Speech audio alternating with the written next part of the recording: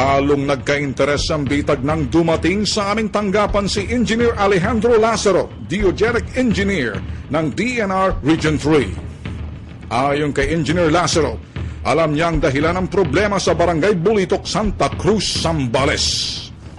Mr. Tulfo, nakaabot sa akin na kayo ay nag-imbestiga sa Bulitok, Santa Cruz, Zambales. Yung nasabing problema do, yung sinukat ko pong lote na lot number 3566 at 3600 na nung sukatin ko po yon nung February 13 to 15, 2007 ay lupa po siya at hili at may mga kahoy.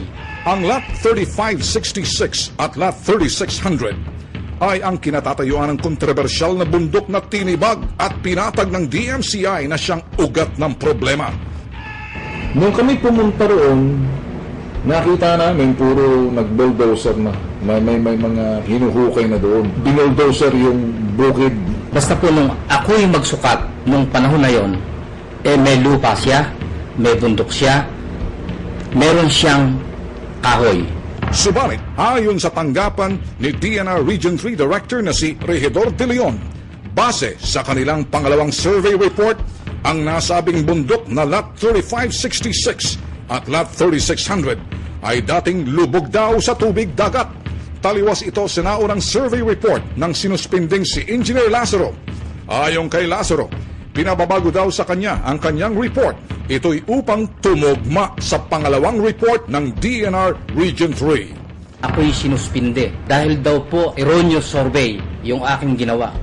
Hinahamon ko sila na ituro nila yung dalawang lote na yan nasa ilalim ng dagat na sinasabi nila. Hindi magiging kompleto ang investigasyong ito kung kaya't tinungo ng bitag ang San Fernando DNR Regional Office sa Pampanga.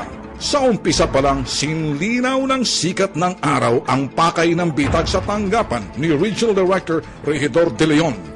Ito ay may parating ang mga reklamo't sumbong ng mga residente ng Barangay Bulitok sa pagpatag ng bundok ng DMCI.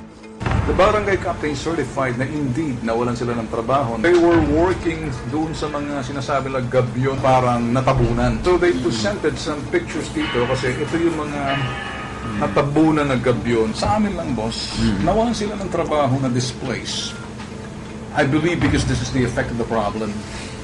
The problem really is the people were so scared of the fact that one company called DMCI hired siguro the services of SCAA or CAFGU. As a matter of fact, we went there to investigate na may CAFGU nga. A couple of days after, dumating sa amin yung letter nitong, I don't know if you know this guy, si Engineer Alejandro Lazaro. Again, not contented with the letter, he went to our office and presented us all the documents. Subalit, iba ang isip nitong si Director De Leon, kaya sa halip na interview, nauwi sa mainitang pagtatalo. Ang tingin ko kasi isang naging dahilan ng pagpunta niyo dyan si Lazaro. You better watch your mouth. Wala akong pakialam kay Lazaro, taong bayan ang pinag-uusapan natin dito. Hindi sa taong bayan tayo. Ngayon, bakit sasabihin mo pumunta ako dahil kay Lazaro? Kaya nga si Lazaro, pangalawa, una, pumunta kami. Hindi ka ba nakikinig o kinakabahan ka na o dahil natatakot ka na? Pinakikinggan naman mo namin yan. Kung nakikinig ka, hindi ka dapat kumukontra dahil sasabihin mo, Mr. Tulfo, okay, maraming salamat, dinala mo sa akin dito yan. Kasi kung hindi sa'yo, hindi ko malalaman yan. Pasalamat ka sa akin! Dahil sa gustong mangyari ni Director De Leon, ay pakinggan namin ang personal na bangyan nila ni Engineer Lazaro. Sa totoo lang, ito, beside the point na siguro ito, pero maganda rin maging para makilala niyo si Lazaro. Lazaro is dating assigned sa Tarlac. Inayawan na ng mga tao sa gulong ginagawa dyan. Marami, pati illegal survey, kung ano-anong ginagawa niyan. So lahat ng surveyor dyan, pati tauhan niya, isinuka na yan. Nung may destino ko sa Aurora, hanggang nakiusap, dinestino ko naman sa Zambales. Unang taon niya sa Zambales, napakaganda ng accomplishment. Nagpadama, ka nga. Pangalawang taon, wala nang accomplishment, nagtatagunan dahil sa dami na nang humahunting sa kanya sa Zambales. At dumating na nga yung punto na yan naging issue. Mainit ka kay Lazaro, no? Ano bang... Mali ho yung mga ginawa niya sa trabaho. Wala akong pakialam kay Lazaro. Hindi na namin pinahirit si De Leon sa kanyang paninira kay Engineer Lazaro, kaya't tinatawag namin ang kanyang inhinyerong gumawa ng pangalawang survey report na si Engineer Fernando Clarego. Ang kontrobersyal na bundok ay dati raw lubog sa tubig dagat. Si Engineer Clerigo yung isang nag-investigate Engineer, may dito. kayo. Kasi mas maganda makausap Halika, kita. Engineer. Kasi ikaw ang nag-iimbestiga mo. Importante sa amin to. Anong nakasulat doon sa report? While Lot 3566 and Lot 3600 were both formerly underwater. Formerly underwater? Paano nangyari yun? Maliwanag sir sa nando sa report ko. Portion sir. Ito, DMCI improvement over A3 Una reclaimed area. Nireclaim na, tinabunan na nila. After the fact na sinabi mo, underwater. So parang dineclare mo underwater para pasukin ng DMCI, i-bulldozer yung bundok, pagkatapos tabunan ng lupa, na-reclaim nila. Is that what you're saying?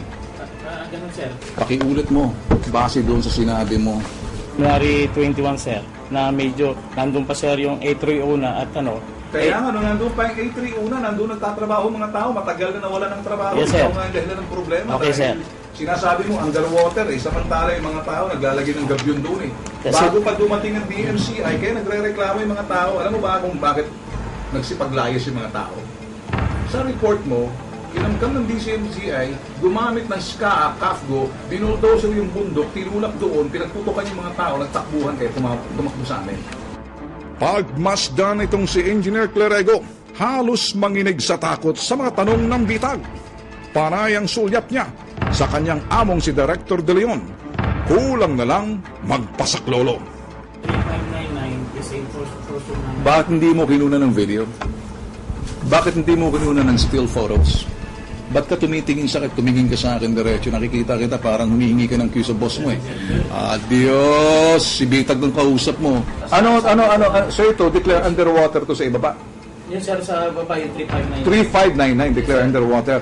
Pero itong 35, itong sa itaas, Hindi sir, hindi. bukid yan. Yes, sir. O, yun namin lang, bukid. Hindi Yung pa. dati sir, underwater, doon sa asper, doon sa namin, meron kaming doon.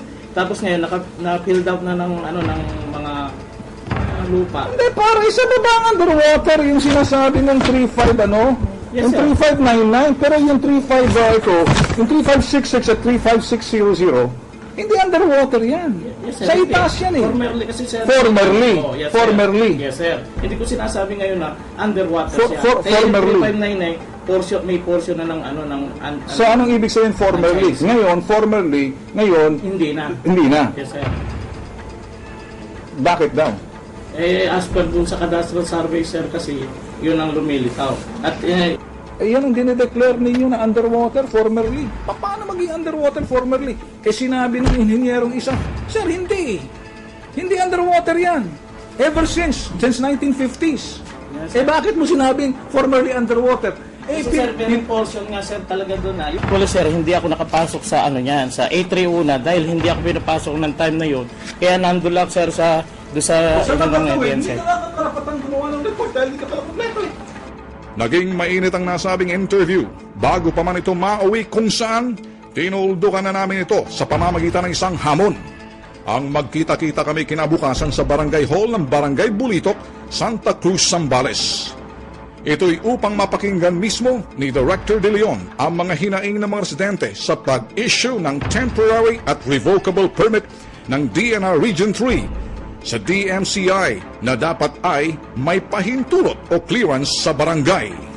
Malaking katanungan sa mga residente ng Barangay Bulitok kung bakit nakakuha ng Environmental Compliance Certificate or ECC ang DMCI sa Regional Office na tibagin ang bundok nang hindi man lang dumaan sa lokal na pamahalaan at sa barangay. Kung gusto mo na, hinahamo na kita, gusto mo ng prosesong mahaba, gusto mo ng bureaucracia. Dalhin na kita doon sa lugar, marinig mo yung hinaing ng taong bayan, makita mo yung sitwasyon, para naman balanse makita mo, hindi lang puro doon. Kailan sa inyo, may karapatan naman silang magreklamo. At kung yung reklamo nila, iimbestigahin naman mo yan. Sumama ka sa akin sa barangay.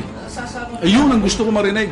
Sabi ko nga sa inyo, wag lang bukas kasi... O sige, wag bukas, hindi nagmamadali. Sige, Thursday.